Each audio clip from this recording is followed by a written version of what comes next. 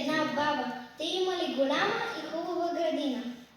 Цялото село ги познавали. Дядото решил да се посади ряпа. О, това семенце голяма ряпа ще стане.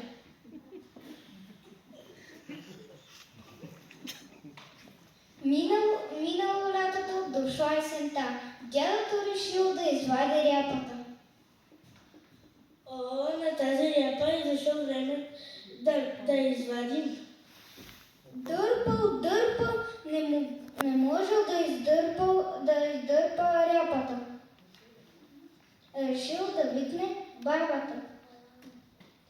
Бабо, ела да ми помогнеш за ряпата. Дърпали, не могли да извадят ряпата. Бабата решила да викне внучката.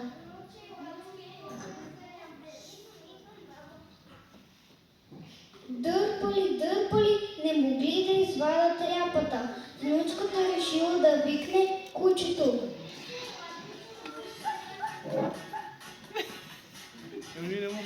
Дърпали, не могли да извадят ряпата. Кучето решило да викне котката. Дърпали, не могли да извадят ряпата. Котката решила да викне мишката.